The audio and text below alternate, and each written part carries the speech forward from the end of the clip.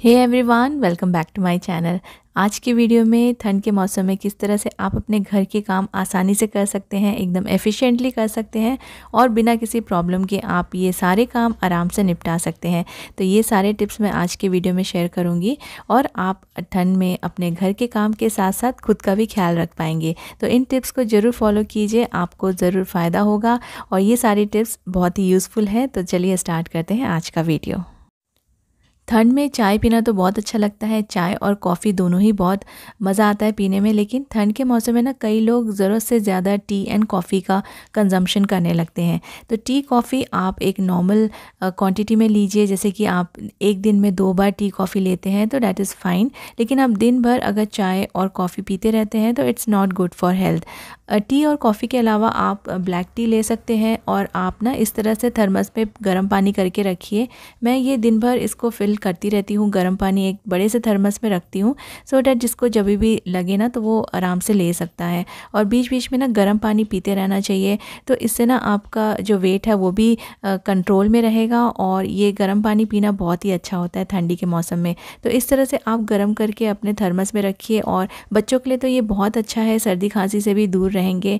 तो इससे ना हमारी जो इम्यूनिटी है वो भी बढ़ती है। गर्म पानी आपको हर तरह से सिर्फ फ़ायदा ही देगा, इससे कोई भी नुकसान नहीं है। तो इस तरह से आप भर के रखिए और दिन भर ना आपके जो भी फैमिली मेम्बर्स है इसको यूज़ कर सकते हैं।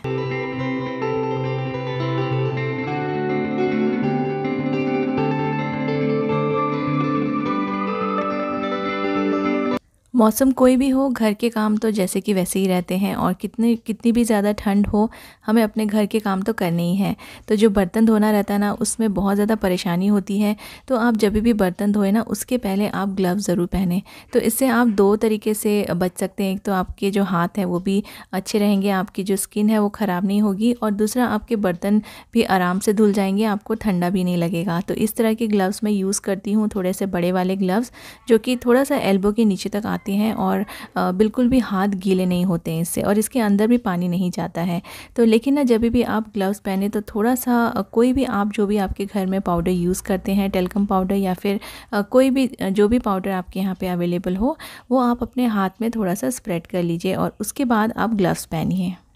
ऐसा करने से ना ग्लव्स जब भी आप निकालेंगे तो बहुत ही वो आसानी से निकल जाएगा। कई बार ग्लव्स हम जब यूज़ करते हैं तो बाद में निकालने में बड़ी परेशानी होती है। तो इस तरह से हल्का सा पाउडर लगा के आप ग्लव्स पहनिए तो ये ईज़िली बाहर आ जाएगा। जब भी आपका काम हो जाए तो ये आराम से आप निकाल सकते हैं। तो अब चाहे कितनी भी ज़्यादा ठंड पड़े या कितना भी ज़्यादा ठंडा पानी हो, आप आराम से अपने बर्तन धो पाएंगे फटाफट से और बिल्कुल भी आपको ठंडी नहीं लगेगी। तो इस तरह से ना ऐसे वाले ग्लव्स यूज़ कीजिए जो कि थोड़े से बड़े हों। छोटे ग्लव्स यूज़ करने का कोई फ़ायदा नहीं है क्योंकि वो उसके अंदर से पानी चला जाएगा और आपके हाथ भी गीले हो जाएंगे। तो ऐसे लंबे वाले ग्लव्स यूज़ कीजिएगा और पाउडर लगाना मत भूलिए। और जब आपका बर्तन धोना हो जाता है ना, तो आप इस ग्लव्स को पहने पहने ही साबुन से अच्छे से अपने हाथ धो लें, ताकि ना ये जो ग्लव्स में जितना भी ऑयल या जो भी गंदगी लगी होगी वो इजीली निकल जाएगी और आपका जो ग्लव्स है वो क्लीन हो जाएगा और उसके बाद आप इसको सुखा सकते हैं। डिश वॉशिंग के टाइम पे एक और बहुत बड़ी प्रॉब्लम होती है, हमारे जो कपड़े होते हैं ना वो गीले हो जाते हैं और अगर हम एप्रन भी पहने तो भी एप्रन भी गीला होता है और एप्रन की वजह से हमारे जो कपड़े हैं ना वो भी गीले हो जाते हैं। चाहे आप कितना भी बचने की कोशिश करें, लेकिन ये जो थोड़े बहुत तो कपड़े गीले हो ही जाते हैं। तो इसका भी बहुत ही एक आसान सा तरीका है। ये मेरे पास एक पुराना रेनकोट रखा हुआ था, ये स्कर्ट शेप का रेनकोट था, तो मैंने इसको हाफ में कट कर लिया है और इसको ना आप एज अ एप्रन पहन सकते हैं। तो मेरे पास तो ये रखा हुआ था। अगर आपके पास कोई भी पुराने रेनकोट्स हों तो आप उसको कट करके इस तरह से आप पहन सकते हैं और आपके कपड़े ना गीले नहीं होंगे। और इतनी ठंडी में गीले अगर कपड़े हो जाएं तो सर्दी ज़ुकाम होने का भी डर रहता है। तो इस तरह से आप किसी भी पुराने रेनकोट को यूज़ कीजिए एज अ एप्रन और अपने आप जितने भी बर्तन धोएंगे ना बिल्कुल भी आपके कपड़े गीले नहीं होंगे।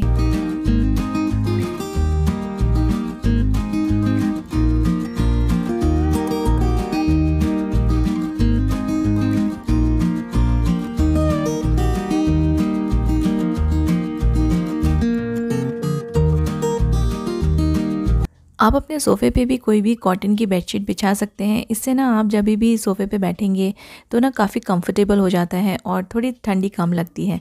बस आप अपने सोफ़े पे कोई भी कॉटन की बेडशीट जो भी आपके पास, अगर आपका सोफ़ा बड़ा है तो आप डबल बेडशीट ले सकते हैं। जैसे मेरा सोफ़ा जो है छोटा है, तो मैं यहाँ पे ना सिंगल बेडशीट यूज़ करूँगी और इसके ऊपर मैं स्प्रेड कर दूँगी।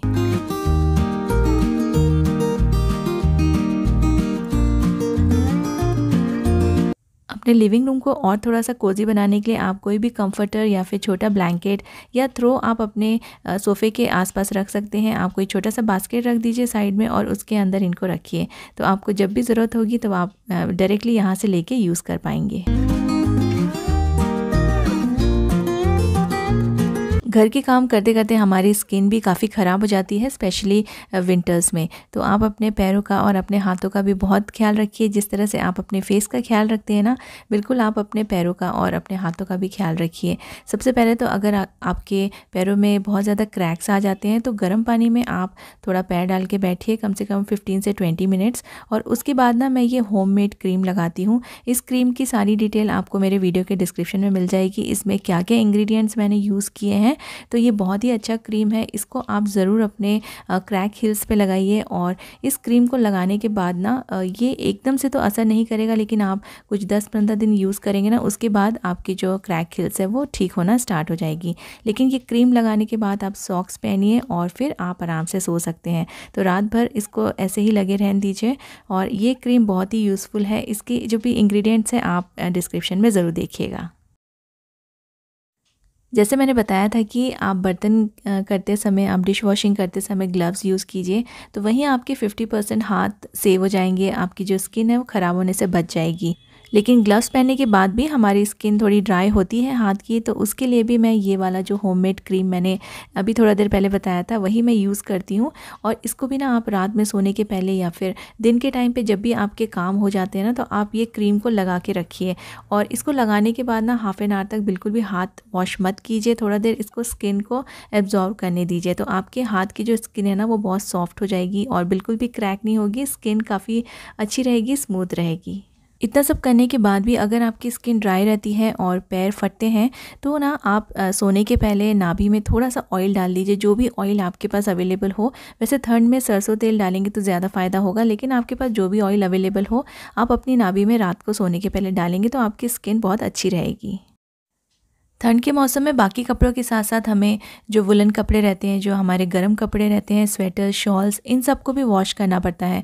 तो ना कई सारे लोग ना नॉर्मल डिटर्जेंट से या फिर नॉर्मल लिक्विड डिटर्जेंट यूज़ करते हैं इनको वॉश करने के लिए, लेकिन गर्म कपड़े हमारे जो नॉर्मल कपड़े होते हैं उनसे बहुत अलग होते हैं। तो इनकी केयर भी हमें बहुत अलग तरीके से लेनी चाहिए। इनके लिए जो स्पेशली बना हुआ है डिटर्जेंट, वही आप अगर इनको यूज़ करेंगे तो ये सालों साल ये जो कपड़े हैं ना ख़राब नहीं होंगे। ये सभी लिक्विड डिटर्जेंट है ना, ये नॉर्मल कपड़ों के लिए बने हुए हैं, लेकिन आप अपने वुलन कपड़े और जो भी स्वेटर शॉल आपको वॉश करना है वो आप इजी में वॉश कीजिए। ये स्पेशली इन्हीं कपड़ों के लिए बना हुआ है और आप डायरेक्टली इसे अपने वॉशिंग मशीन में भी डाल सकते हैं।